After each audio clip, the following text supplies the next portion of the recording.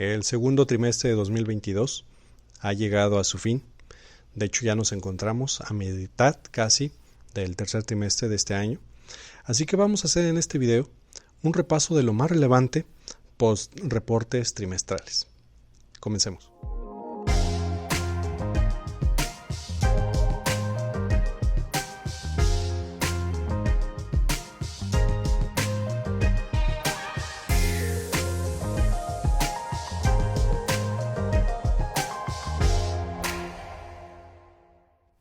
La temática de este video es poder ver, como lo comenté, lo más relevante de algunos fibras, lo que más ha llamado la atención de cada uno de ellos. No vamos a abarcar todos, pero también estaremos viendo algunos detalles interesantes o importantes como múltiplos e indicadores financieros desde que terminó este segundo reporte de 2022 a lo que va un mes después. Todo lo que ha habido de julio y algunos días de agosto. Así que empecemos con los fibras. Y el primero en tocar el tema es Fibra Hotel, el cual en este segundo reporte de resultados tuvo números históricos. Por ejemplo, si hablamos de sus ingresos totales, estos fueron por 1.200 millones de pesos, tan solo para un trimestre. Así que fue algo histórico estos ingresos que el fideicomiso destinado a la hotelería tuvo en este pasado segundo trimestre de resultados. También en temas de utilidades, antes de ingresos financieros, impuestos, depreciaciones y amortización, tuvo una UAFIDA de 345 millones de pesos. Sin duda, vemos que para este fideicomiso del portafolio hotelero está empezando a tener claras mejorías, y tanto es así que tuvo números históricos para un solo trimestre, lo cual pues nos da la esperanza o la creencia de que pues el comportamiento de el turismo empiece a crecer, se vean beneficiados los hoteles y esto obviamente aumente los resultados del fideicomiso. Sí hay que tener en cuenta que la máxima de las inversiones es de que resultados pasados no aseguran resultados futuros. Así que sí habría que tener mucha atención, mucho cuidado, y pues habría que esperar cómo se está comportando lo que resta de este año, este fideicomiso de Fibra Hotel. Ahora pasemos a Terrafina, Fibra 1 y Prologis en conjunto. Estos tres fideicomisos fueron incluidos en el índice total México porque cumplen con aspectos ambientales. Se han incluido junto con otras 30 empresas que cotizan en la bolsa y están siendo parte de un índice en temas ambientales. Sin duda, lo cual nos deja claro que estos tres fideicomisos son los más comprometidos en cuestiones ambientales, porque hay que recordar que el tema de la construcción de edificios aporta un 40% a los contaminantes o de gases de efecto invernadero. Entonces el hecho de que tres fideicomisos estén siendo parte de este índice quiere decir que están haciendo las cosas bien, no solamente en cuestión económica, sino también para una mejora ambiental en el mundo. Ahora le toca el turno a Fibra Danos, la cual en su portafolio comercial menciona que ha incrementado niveles de afluencia en sus centros comerciales a casi 30% más de lo visto hace 2 años. Así que sin duda el hecho de que tenga más afluencia también el portafolio comercial quiere decir que se está fortaleciendo, que obviamente más restricciones se han estado quitando respecto a la pandemia, y esto va a favorecer de manera positiva no solamente las propiedades comerciales que Fibra Danos tiene, sino también los demás fideicomisos. Ahorita el sector comercial, en todos los fibras que manejan sector comercial, se está viendo estabilizado, se mantiene en un nivel, por decirlo así, horizontal, pero se prevé que empiece poco a poco a tener números prepandémicos. Habrá que esperar los siguientes informes de resultados. Ahora hablemos de Fibra Monterrey. Ha tenido un crecimiento orgánico en sus 57 propiedades comparadas entre los trimestres segundo de este año con el del pasado año 2021. siendo este segundo trimestre de 2022 un claro ganador en los rubros de ingresos totales como en su NOI. Así que sin duda podemos ver que en cuanto a un crecimiento natural de las mismas propiedades del año pasado, Fibra Monterrey es la que se está posicionando como una de las mejores en cuanto a la plusvalía y la mejora continua que tienen las mismas propiedades que ya tenía en el pasado. Ahora toquemos Fibra 1. La ocupación de su portafolio industrial se ubicó arriba del 97%, pero tuvo un contraste muy claro. En este caso, la cruz de esa moneda fue el portafolio de oficinas, ya que reportó un 74.9%. Obviamente podemos ver la polaridad de este fideicomiso, que pues la diferencia que hay entre las ocupaciones en sus dos portafolios, el industrial y el de oficinas. Pasemos ahora a Fibra In, la cual menciona que sus ingresos aumentaron un 70% contra los vistos en el mismo periodo del año pasado. También tuvo una ocupación cerca del 60% contra la ocupación a un 17% en el punto más crítico de la pandemia, que fue en el 2020. Si hacemos una comparación de mismas propiedades también en el segundo trimestre de 2019 contra el segundo trimestre de este 2022, bueno, este último se impuso en ingresos por hospedaje y también en ingresos por habitación disponible. Sin duda podemos ver entonces que pues tanto Fibra Hotel como Fibra Inn han estado en clara mejoría.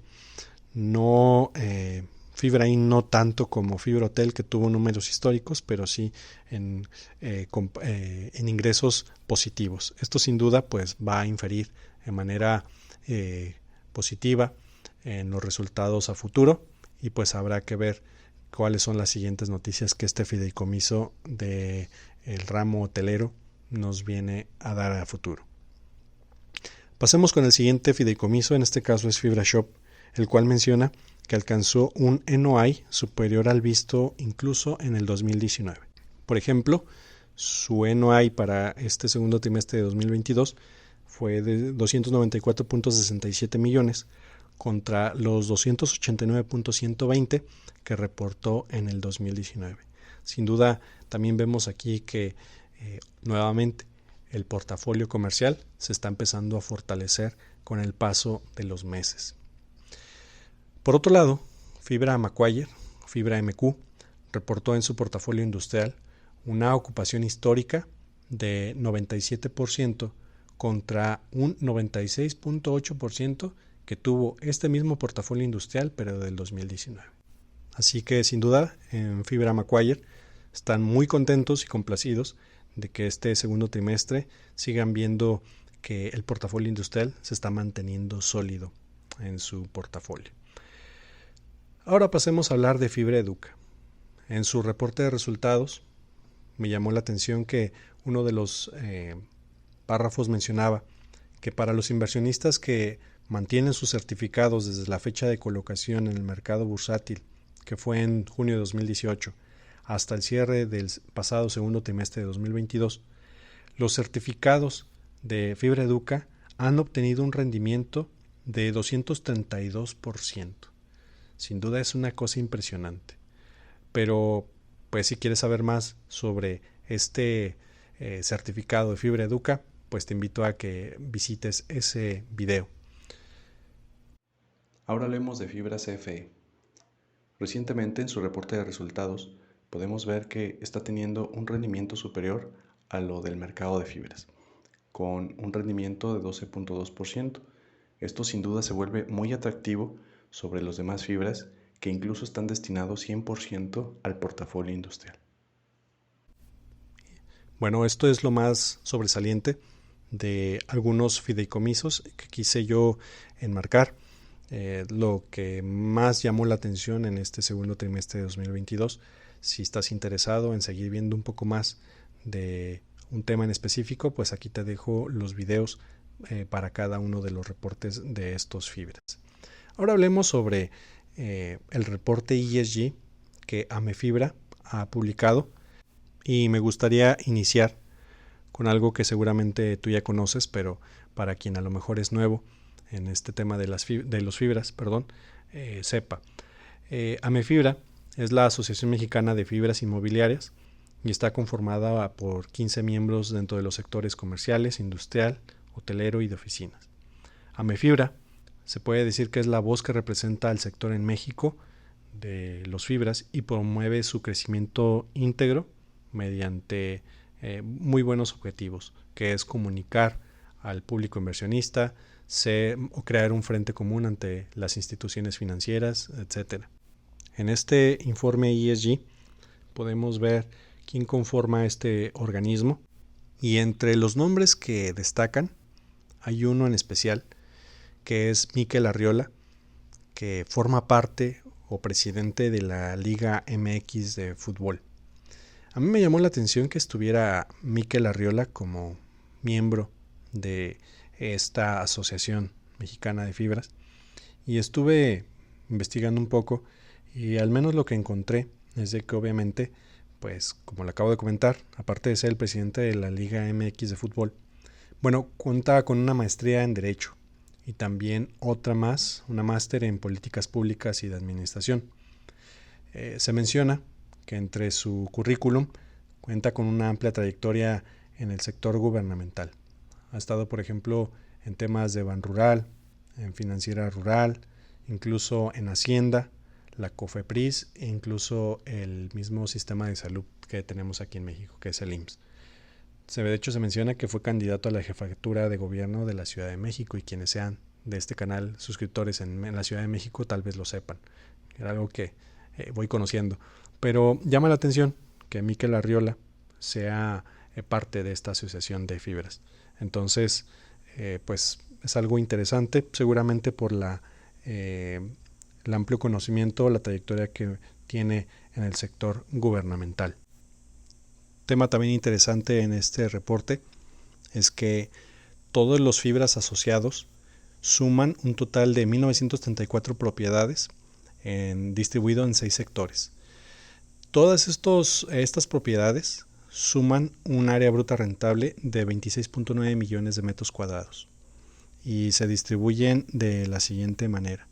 Por ejemplo, aquí podemos ver esta pizza y podemos ver por ejemplo, que el 63% del área bruta se lo lleva obviamente el portafolio industrial, el 23% con el comercial, el 10% de oficinas, el educativo un 3% y finalmente el de almacenes como el de fibra storage lo tiene un 1%. ¿Cómo está distribuido el sector de, en este caso, las propiedades? Por ejemplo, aquí podemos ver que pues tiene sobre todo en la parte norte del país una cantidad de 921 propiedades en total. Se ha estado hablando siempre que el famoso nearshoring, que están manejando al menos las fibras de carácter industrial, se encuentran por su cercanía a la frontera con Estados Unidos los más beneficiados y obviamente es hacia donde la industria o el portafolio industrial de los fibras está tirándole. Así que por eso es que vemos sobre todo en la parte norte del país una gran ocupación de propiedades ahí. Obviamente ya la parte del altiplano, parte del Bajío, ya empieza a haber una disminución entre un 251 para parte del altiplano, también para hacia el occidente y también ya lo que es el Bajío y parte de la zona metropolitana de la Ciudad de México, una cantidad de 635 propiedades y finalmente la zona sur del país con 127 propiedades de lo que suman todos los fibras. En nuestra nueva gráfica podemos ver cómo la zona metropolitana del Valle de México es la que concentra más cantidad de propiedades, que son 462. De hecho, es interesante que este mismo informe menciona que los estados con mayor densidad de inmuebles son la Ciudad de México con 24% y Chihuahua con un 15% más. En cuanto al tema de ocupación de todos los fibras, se ha totalizado que la tasa fue de 87.27% y que también el NOI, la utilidad neta operativa de toda la Asociación de Fibras fue de 31,000 millones de pesos. Sin duda es algo impresionante lo que el sector de fibras está obteniendo actualmente. Ya para finalizar de este reporte ESG, menciona que todos los fibras han estado monitoreando el consumo energético y han reportado que para el 2021 consumieron la cantidad de 1.335.801 megavatios. Por otro lado, también reporta que en el tema de agua, que es un tema candente ahorita, el gasto fue de 8.491.254 metros cúbicos. Pero la intención de la Asociación Mexicana de Fibras es poder reducir en demasía el gasto, el consumo del agua. Esto es referente a este reporte ESG de la Asociación Mexicana de Fibras. Pero ahora me gustaría hablar un poco de los múltiplos y los indicadores financieros que han tenido los fibras en este último mes, después post reportes trimestrales. Para ello me voy a valer de esta información que provee en su página Banorte, y aquí podemos ver precisamente referente al 8 de julio de este año contra el 8 de agosto de 2022. Y podemos ver que, por ejemplo, el mes pasado, Fibra 1 había tenido un rendimiento acumulado para tan solo un mes de 4.1%. Pero para ahora en agosto, todo lo que comprendió de julio a agosto ha tenido un rendimiento de 0.0%. Así que no ha habido rendimiento en cuanto a este certificado de Fibra 1. Por otro lado, Fibra Prologis tuvo un rendimiento acumulado para el 8 de julio como corte de 6.4%, pero para este segundo mes, que es agosto, fue de 2.2%.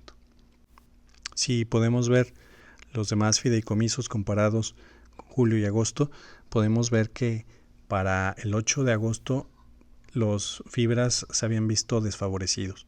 Por ejemplo, Fibra CFE había tenido para julio un rendimiento acumulado del 2.2%, pero si vemos que para el 8 de agosto este había sido de 0.5%.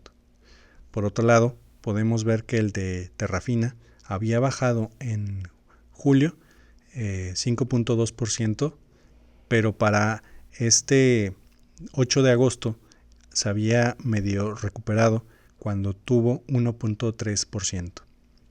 Así que sin duda puedes tú ir con más calma viendo estos números. Así que en cuanto al rendimiento acumulado para de mes a mes no había sido nada bueno. Pero obviamente podemos ver que para el rendimiento acumulado en el año, ahí la cosa cambia.